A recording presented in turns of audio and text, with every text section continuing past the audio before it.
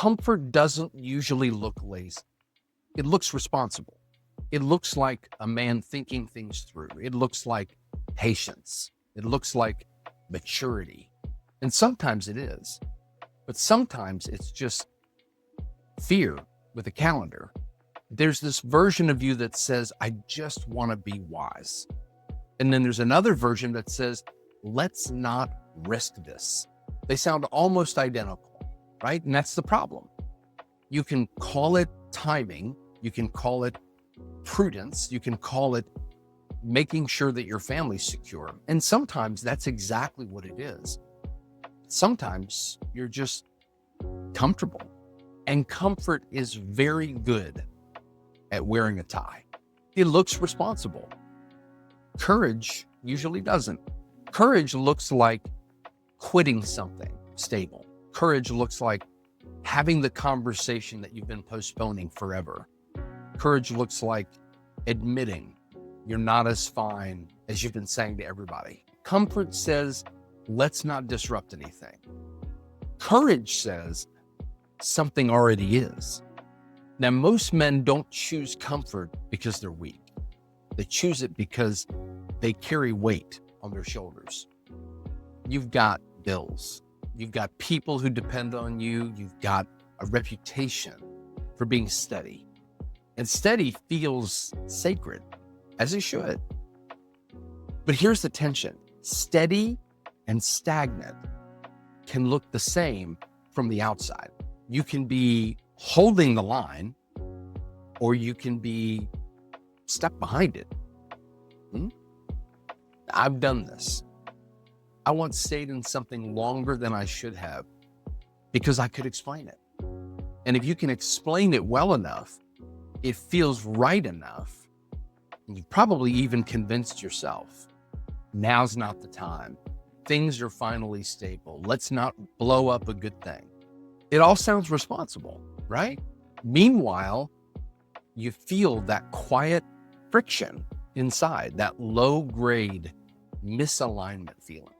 So think of it this way. You ever drive a truck that's just slightly out of alignment?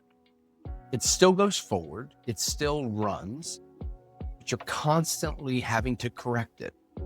You don't notice it at first. You just grip the wheel a little bit tighter. And over time, your hands get tired. Your shoulders start to get tight. Long drives feel longer than they should. Now, the truck isn't broken, but it's also not straight either. Comfort is like that. You're moving, you're functioning. From the outside, everything looks fine. But internally, you're constantly compensating. Now, courage is pulling into the mechanic shop and saying, something is off. And here's the part that nobody likes. Realignment costs money. It costs time. And sometimes it costs pride. Comfort says, just keep correcting. Courage says, fix it. Comfort feels responsible because it avoids the risk. Courage feels reckless because it introduces risk. But avoiding risk is not the same thing as avoiding damage. Some men stay in jobs that they've outgrown. Some stay silent in marriages that need honesty. Some keep friendships that hollow them out, not because they don't know, but because they do know. And knowing means you can't pretend anymore. Now, comfort protects your image. Courage protects your integrity. Those are not the same thing. Comfort says, don't rock the boat. Courage says, we're already taking on water. So you can put a towel under a leak for a long time. You can keep wringing it out. You can tell yourself, this is manageable. But eventually, you have to look up and you have to find that crack. And that's the part that men avoid. Not because we're cowards, but because we're responsible. And responsibility can very easily turn into an excuse if we're not careful. I can't make that move. Too many people rely on me. I'll deal with it later. Now, later is comfort's favorite word. Now, if the only thing keeping your life stable is your silence, it isn't stable. Courage is rarely loud. It's usually quiet and inconvenient. It's a conversation at the kitchen table. It's applying for something you're not guaranteed to get. It's admitting that you need help. None of that looks impressive. It looks risky. And here's the deeper layer. Comfort roots your identity in your performance, but courage roots it in truth. Performance says, as long as I'm providing, as long as I'm functioning, as long as I'm holding it together, I'm good. And truth says, if something's off, let's bring it into the light. Because what's hidden does not stay hidden. It leaks. It comes out in your tone, your impatience, your sleep. You can either expose it on purpose or wait for it to expose you. Now, that's not dramatic. That's mechanical. Engines don't explode because they hate you. They explode because something small was ignored for far too long. Running an engine low on oil feels fine for a while. It still starts, it still drives, but friction, it is building. Comfort says it's still running. Courage says, check it.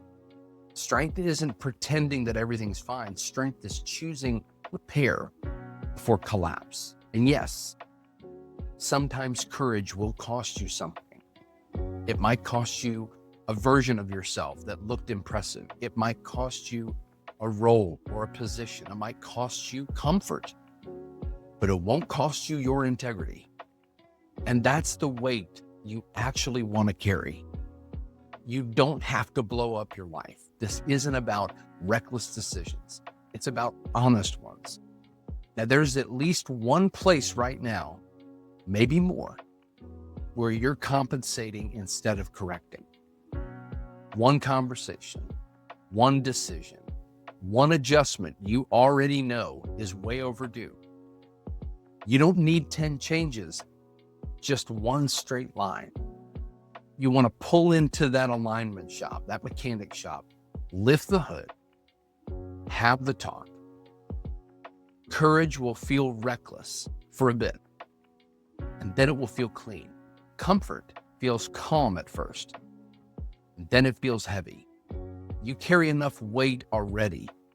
Don't add that misalignment to it. Comfort looks responsible. Courage looks reckless. But the man who chooses truth over image, he's neither reckless nor reckless looking. He is steady. And steady, built on truth, doesn't drift. Now, if this hit a little too close to home, good. It means you're probably one of us. But be curious about what hit you and be curious about why it hit you. That's how you grow that self-awareness. And you probably know a guy or two that this video would land well with. Send it to them. Don't feel like you have to do speeches or sermons or big text threads. Just send it to them. And if you want more conversations like this, not louder ones, just clearer ones, subscribe, stick around. We post throughout every week. Now, if you're ready to take the next step, check out this next video. We'll see you in there.